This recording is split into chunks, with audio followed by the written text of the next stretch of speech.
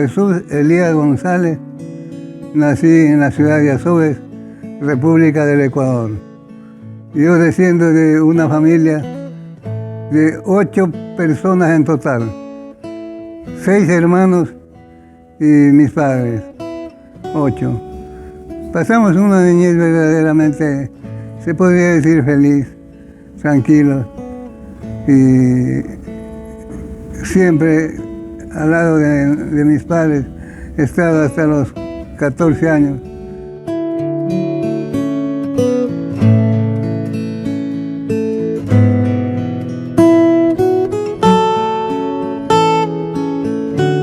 Yo desde luego, una vez que ya llegué a tener uso de razón, ya mis padres me habían matriculado en la escuela Hermano Miguel de La Salle. Ahí yo terminé mi primaria y después luego continuamos los estudios a la secundaria hasta la edad de 14 años. Estuve en escuela y colegio La Salle. Por eso entonces tengo que decir que yo a temprana edad ya conocía el temor a Dios. Entonces ahí yo continuaba estudiando hasta los 14 años que salí de mi casa. Salí de mi casa porque un primo mío, que era más o menos de mi misma edad, unos 2 años mayor a mí, él me había dicho: Elías, ¿tú qué haces así?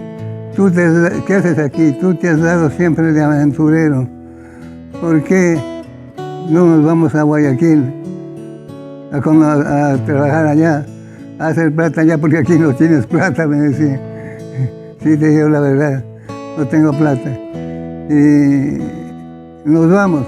Entonces planificamos la salida, el abandono yo de mi hogar, calladito, pero siempre sin querer, con el consejo de mis padres, de mi madre, que siempre me inculcaba el amor a Dios y que tenía cerquita el infierno, si alguna cosa mala hacía. Entonces así pasó mi niñez, ya digo, hasta que llegamos a los 14 años. Entonces ahí me crié yo en Guayaquil. Conocí a toda clase de gente. Y digo yo que a mí el Señor siempre me acompañaba. Cristo Jesús me cuidaba, porque yo me crié francamente donde la gente dura, la gente pesada de Guayaquil. Entonces yo veía todo. Me invitaban a hacer estas cosas, pero yo jamás hice nada de nada. Nada que yo, sino trabajaba en unas tiendas de abarrotes, trabajaba yo. Así iba transcurriendo mi vida hasta los 18 años. A los 18 años me alisté en el ejército y así que me encuartelé.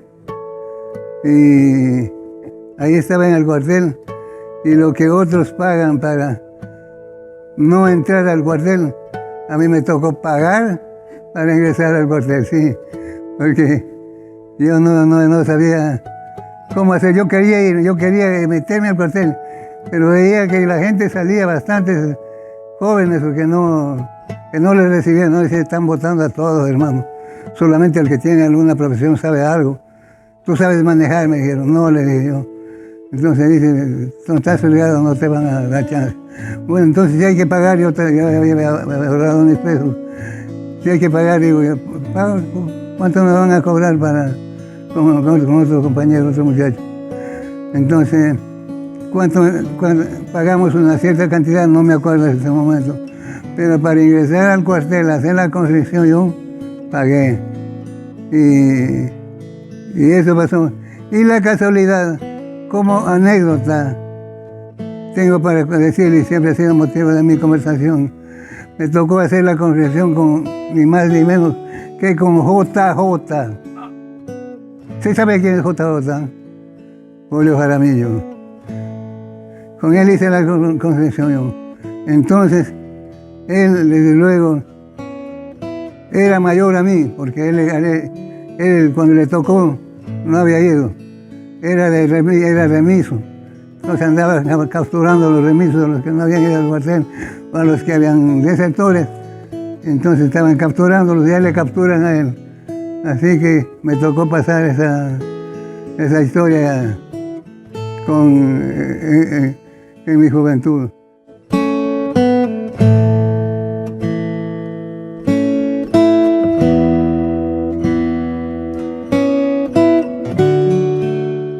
Una vez que yo salí del cuartel, entonces comencé yo a buscar trabajo y a pensar en mi futuro, qué es lo que podía hacer, porque sencillamente ya iba a tener 20 años y dije, yo no tengo pues ninguna profesión, nada aquí, y no me gustaban los empleos que siempre daban a los jóvenes, siempre sus jovencitos, trabajos en tiendas, en esas cosas, pero mediante esa parte no podíamos tener nunca ninguna aspiración a nada. Entonces yo dije, yo tengo que adquirir una profesión, ser alguien en la vida para continuar viviendo, porque a mí no me gustaba quedarme estacionado en una sola parte, ni muchas cosas. Yo quería conocer, rodar. Se abría un curso de la Escuela de Capacitación de la Comisión de Tránsito del Guayas para choferes. Entonces yo me inscribí allí y así fue como saqué mi licencia y comenzó el rodaje de el peregrinar de mi vida. Y regresé otra vez a Guayaquil. Regresé otra vez a Guayaquil y me quedé sin trabajo. Entonces por ahí alguien me dijo, Elías, por acá por la vía Durán Tambo, necesitan un chofer, hay un señor que necesita un chofer.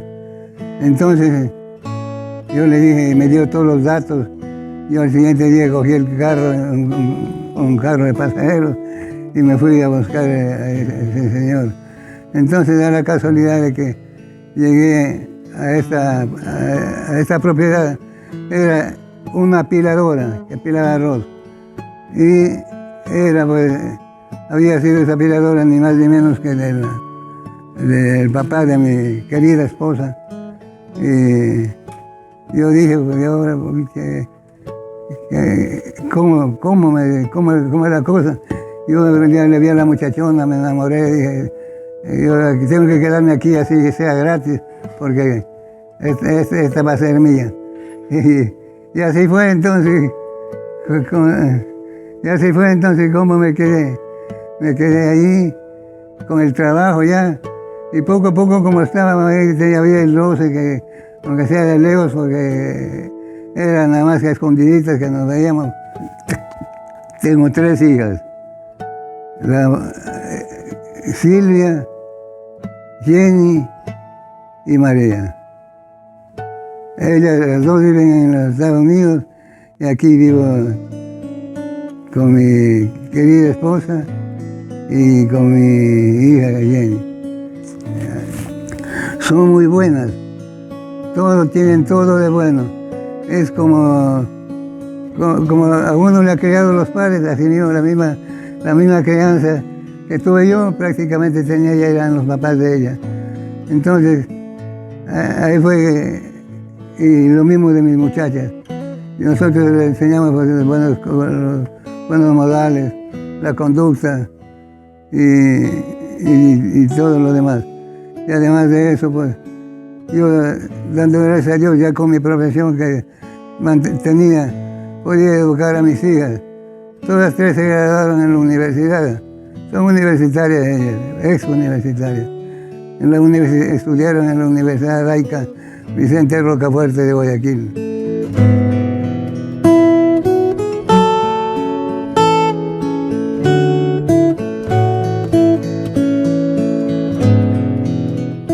Porque mi señora, pues francamente, se enfermó y tuvimos que acudir a una clínica del corazón especializada. Y ellos nos dijeron de que sencillamente la cosa era grave y le dieron 5 años de vida. Entonces, ya estábamos en eso, entre ir y venir, doctor, y habían pasado 3 años. Entonces, ya le quedaban solamente 2 años. Entonces, a tiempo, una hermana de mi señora vivía aquí en Bélgica. Ella había venido aquí con el esposo, estaban ellos aquí. Y le dijeron, pues mi señora le dijo a la hermana, hermana, yo tengo este problema. Tú que estás en Bélgica, ¿qué puedo hacer?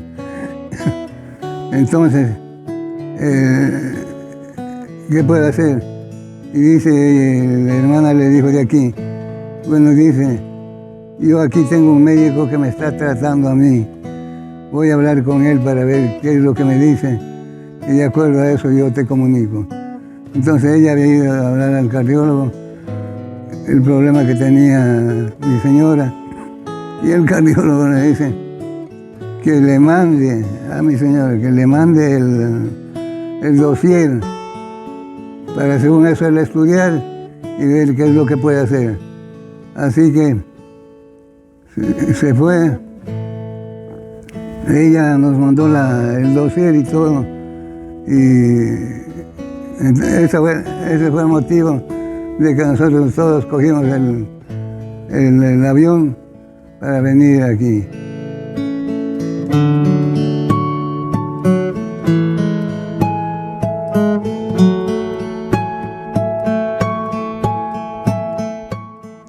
Los caminos del Señor llegué a conocer es por la sencilla razón. Ya como queda dicho, el problema que teníamos con la enfermedad de mi señora. Entonces llegamos aquí y al llegar aquí nosotros vivíamos en una casa en la segunda etaje y mi cuñada vivía en la segunda etaje, en la tercera etaje. Llegaban en ese tiempo unas hermanas que daban clases haciendo conocer a Cristo, todas esas cosas. Formaban células, esas cosas así. Entonces, y han hablado pues con mis hijas. Entonces, con mis hijas sabían que a mí no me gustaba esa religión. Entonces yo decía, no, ellas le golpeaban la puerta de mi casa, pero era para que ellas suban nomás porque yo no quería darles posada y para que puedan enseñar ni nada ahí, porque no me gustaba. Y yo dije, ¿qué va a hacer aquí? Está bien. Dice, pasan siquiera 2 horas, 3 horas orando. Y yo digo, la cosa ya usted conoce cómo es eso, porque sabe, tiene conocimiento de esas cosas. Demora uno mucho, pasa mucho tiempo allí. Entonces eso no me gustaba y yo no quería prácticamente, ¿cómo le podría decir? Conocer a Cristo, aunque yo tenía siempre en mi mente lo que les había dicho antes, la recomendación de mi madre que me hacía, que decía, hijo mío, el Señor te castiga si haces tal cosa, no hagas tal cosa. Entonces yo tenía dentro de mi cuerpo el temor a Dios, Y por esa razón entonces yo no quería saber nada más de esto, de la religión esta evangélica. Y hasta que un día, así pasaron como 3 semanas, como 3 veces, pasaron así. Y hasta cierto día, pues les digo yo, bueno, llegaron a tocarnos de nuevo en la puerta para, a ver, suben toditos por allí, se van mis hijas y las demás hermanas a continuar con sus estudios y cuantas cosas. Y había una hermana ahí que insistía ahí que ella quería conocer, quería decirme a mí, quería hacerme escuchar la palabra. Entonces esta hermana insistía, y yo le decía que no, en eso estábamos. Y al último, ya para que no me molesten, yo le dije, mire hermana, le dije, yo para serte franco, yo ya te voy a volver a repetir, yo soy católico, apostólico, pero no romano. no creo yo en los santos, no creo en esas cosas, no creo en nada. Solamente creeré, le dije, si en alguna de mis hijas o mi esposa les da el cáncer y veo que hay un milagro, que se sanen, solamente allí yo creeré en Cristo Jesús. Y dije eso. Entonces me dijo la hermana, como que se molestó un poquito por haber dicho eso yo eso, ¿no? Porque ya le dije que él me dijo, Elías, tú te estás enlazando con tu propia boca, porque estás diciendo que solamente si tenemos el cáncer, tú puedes creer en Cristo Jesús. Entonces, ¿qué quiere decir? ¿Qué va a pasar ahora con lo que has dicho?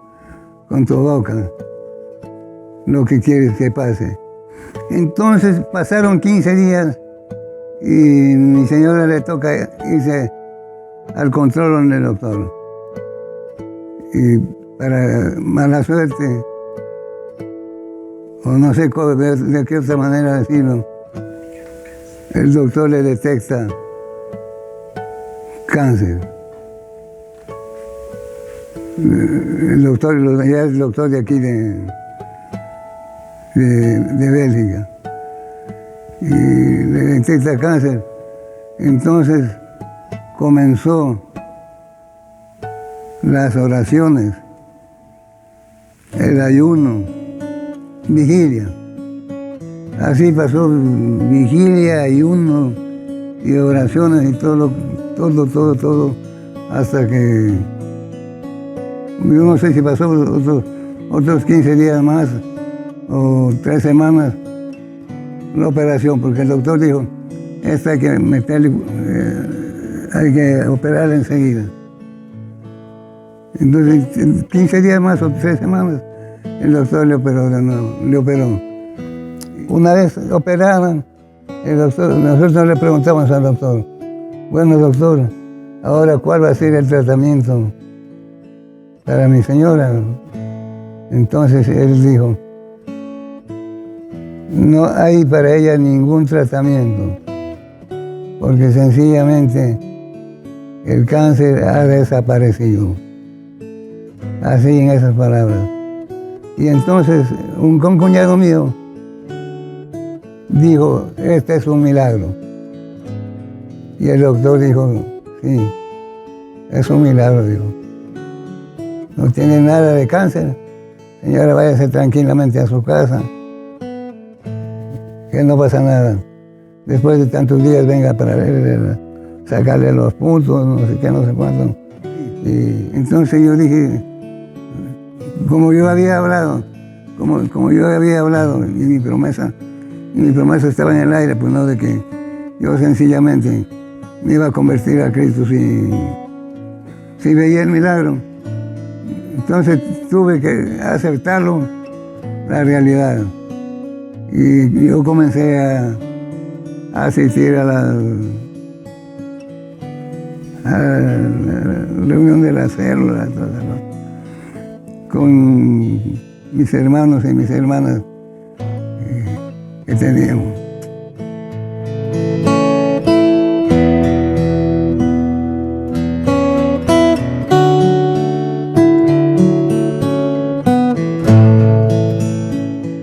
A los 20 años me gustaría volver.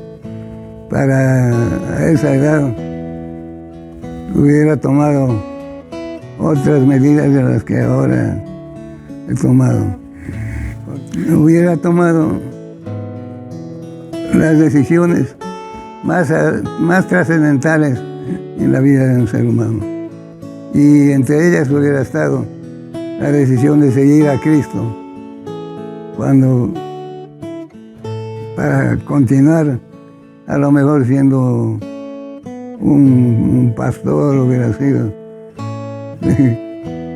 como mis hermanos que están dando la palabra, enseñando el Evangelio.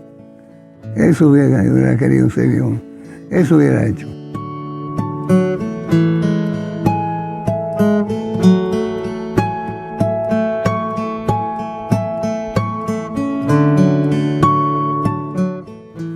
A la iglesia le digo pues, que sigan los pasos de nuestro Señor Jesucristo, que vengan, asistan a las clases. Tenemos ahora una iglesia que está dando buen ejemplo de lo que es el cristianismo, de lo que es la palabra de Dios. A todos mis hermanos, los que ya estamos reunidos, continuar ayudando, colaborando con el cuerpo directivo, con todos entre hermanos, para formar como si fuera un solo hombre, para hacer las cosas que verdaderamente quiere Cristo Jesús que hagamos. El mensaje de que asistan pues a la iglesia, a conocer a Cristo, a conocer la palabra de Dios, para que les vaya bien, dice, según la misma palabra, para que les vaya bien, conozcan a Cristo Jesús y todas las demás cosas vendrán por añadidura. Eso es lo que les pido a mis hermanos.